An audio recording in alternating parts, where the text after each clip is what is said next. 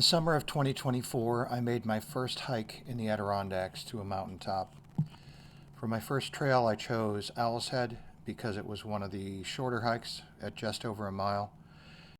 It offered beautiful views, and it reminded me of why I wanted to build a home in this forever wild wilderness.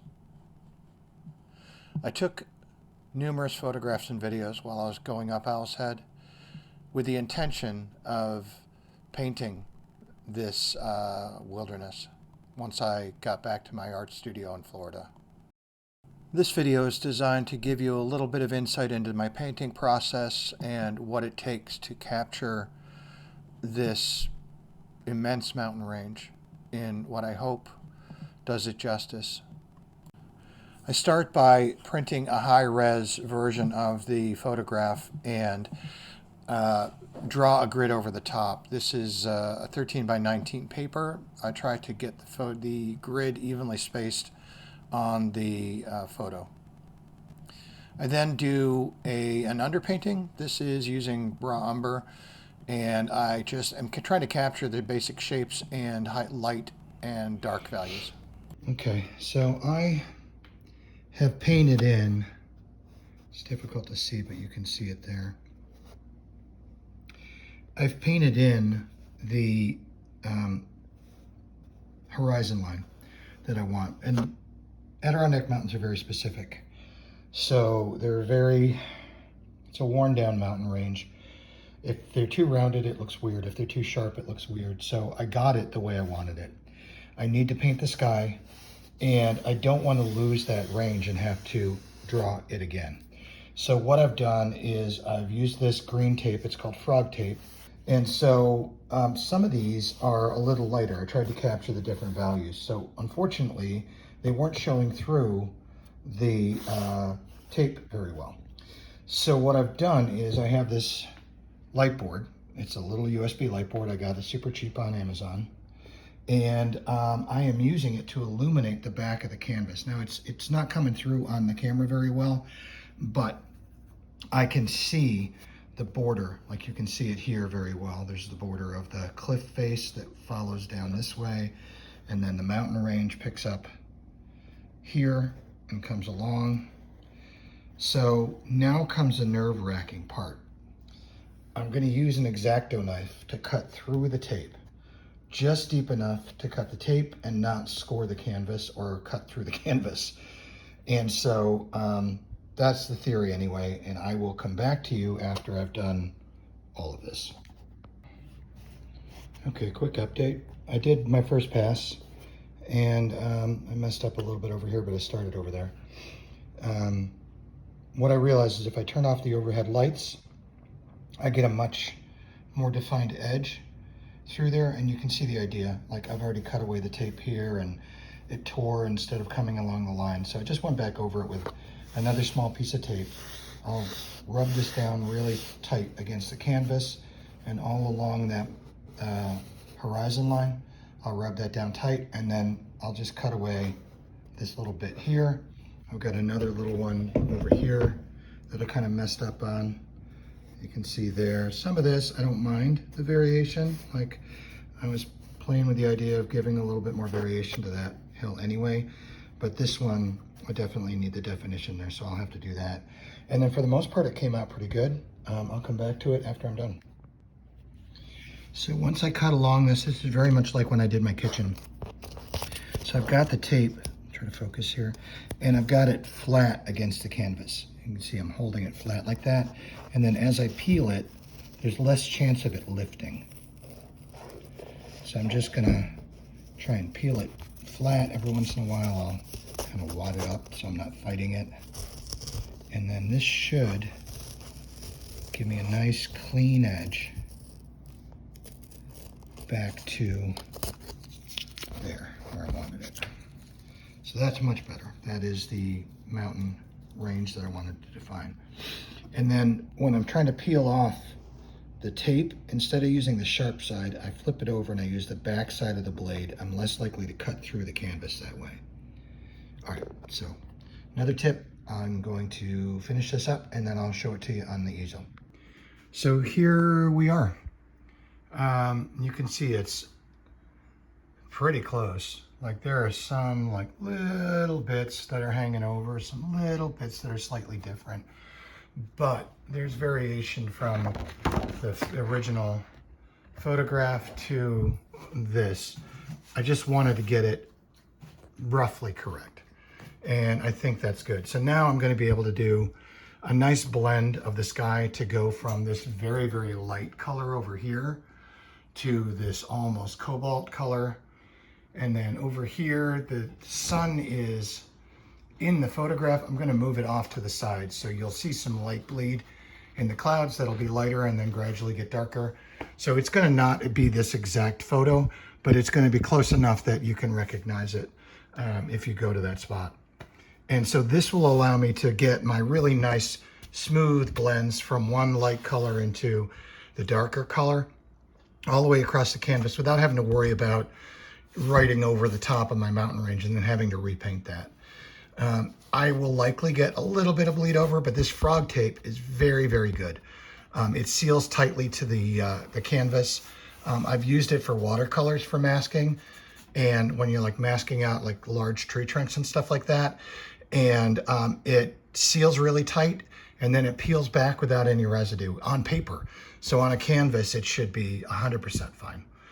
There's some bubbles in here, but along the edge, it is nice and tight, and I will make sure I roll over the edges before I start painting, just to make sure I don't have any gaps for that paint to leak down in. Like I said, I might get a little bit of leakage, but it's going to be close enough that I'll be able to recreate that. All right, so there's a tip on how to preserve your underpainting while blending your skies in. With the sky cleanly masked off, I was able to start blending the blues together to create a nice gradation. I then did some practice on a small canvas to see if I could recreate some of the very spotted edges along the sides of the clouds. So here is, it's tough to see, but here is that sky. I use a watercolor pencil. And this is just rough approximations. This is just so I can lay down my base colors, really figure out what parts of the sky I want to leave open, what parts of the sky I want to cover up. The rough in of the clouds, you can see there's that dark layer on those clouds rolling in as it comes in, and that kind of mirrors the dark clouds over here. But you can see this is all fuzzy and indistinct, and this is a lot more menacing. It's just a more interesting cloud thing. So it's got a lot of the same elements, the same colors, the same palette. This is going to give a little more contrast. It's brighter at the top than the dark at the bottom. So again, adds more interest to the painting. And then it's going to open the sky up a little bit, which is going to be nicer. And then over here, we'll have the clouds coming in. So that's just my thought process and how I work through laying out the sky. And then I'll just build this up and add in some soft and hard edges to the clouds and keep it kind of all fluid and working.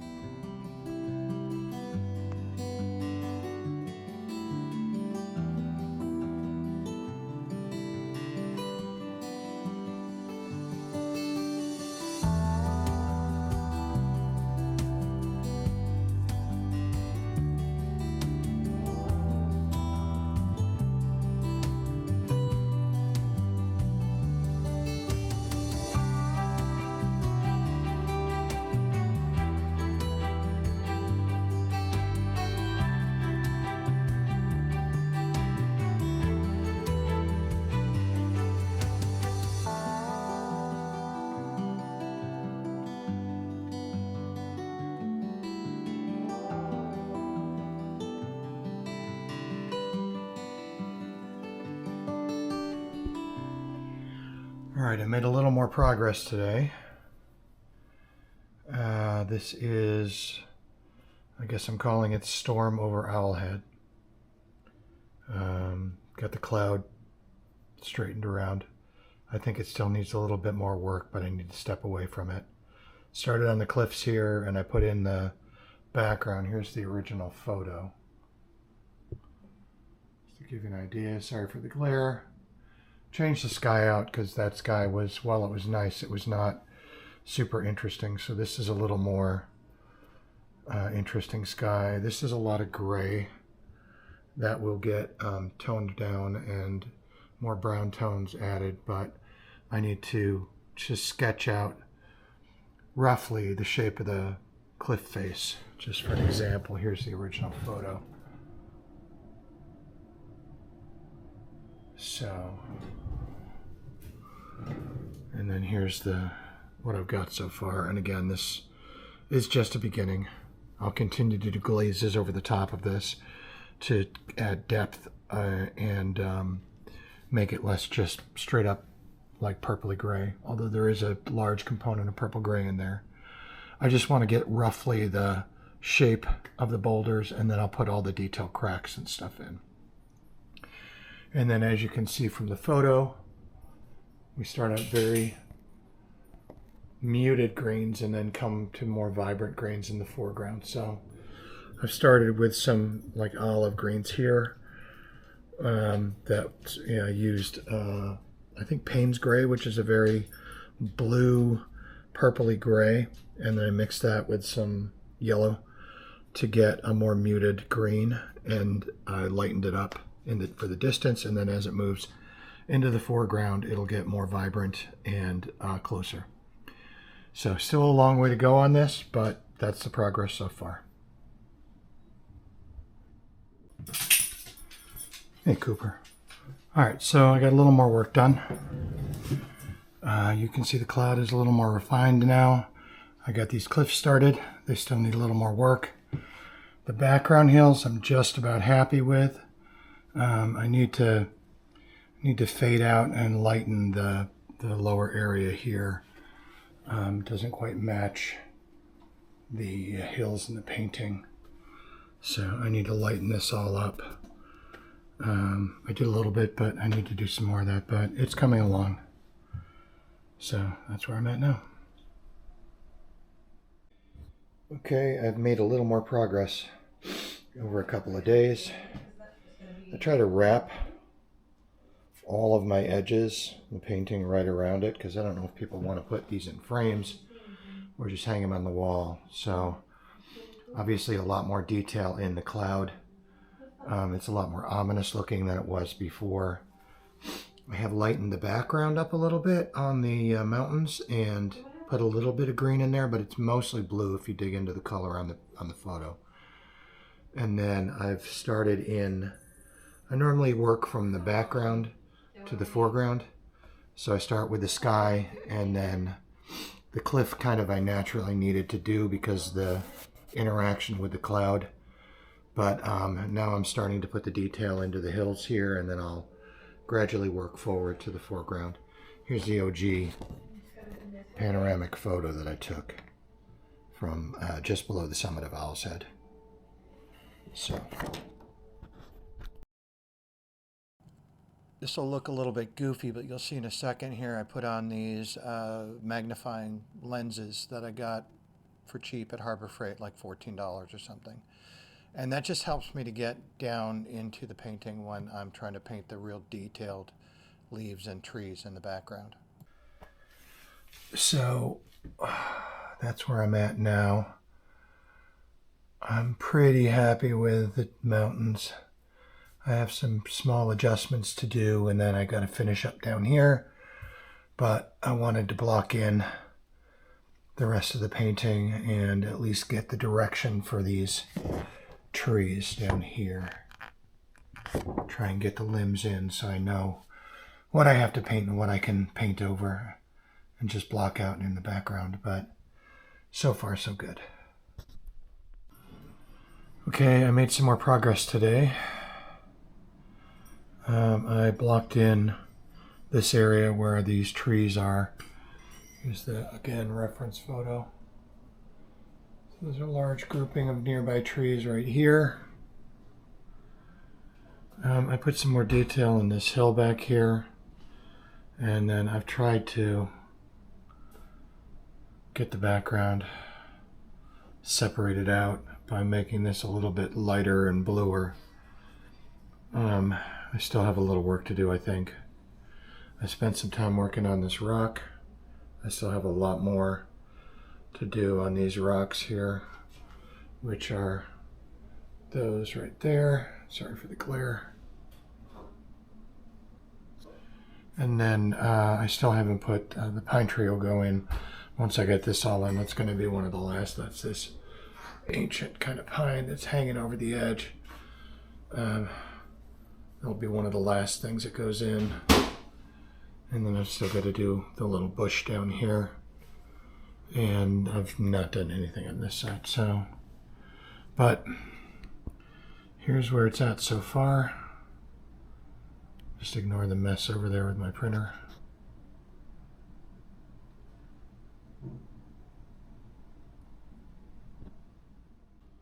Okay. So I've made some progress, as you can see.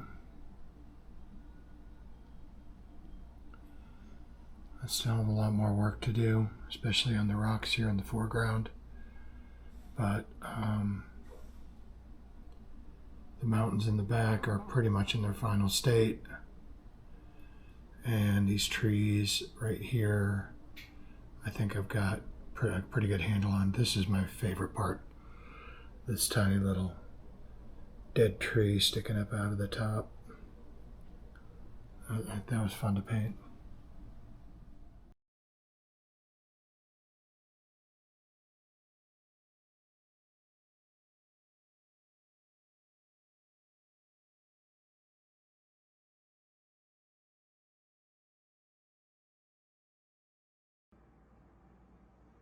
Okay, so this is the finished storm over Owl's Head. You can see that it pretty much remained in the same basic form as the last image that I had there. Pull back a little bit, I just don't want you to see the mess of my art studio. I never did put the ancient pine tree in. I tried to paint it in several times and it just didn't look right. It kind of looked stuck in off to the side. So I did put in a few trees, small trees on the side, little pine that's poking up behind the rock there, and then a little, I don't know what that is, some kind of tree sticking up, deciduous tree. I just want to zoom in to give you guys an idea of the level of detail that when I paint these things, it's a little bit nutty. Nobody's going to look at it this close up. So it probably is overkill, but it's just the way I like to paint. So you can see even this tiny tree, if I can get it to focus here, give me a second there. Even this tiny tree off to the side, the bark is all detailed out in the shadows and stuff like that. As you pull across and you start to look at the mountain ranges, like each individual tiny little pine tree along the top there, those rocks, those cliff rocks have got some detail to them and shadowing and stuff like that. So the entire thing is kind of a nutty level of detail that, like I said, is likely overkill, but it's just the style of painting I like to do.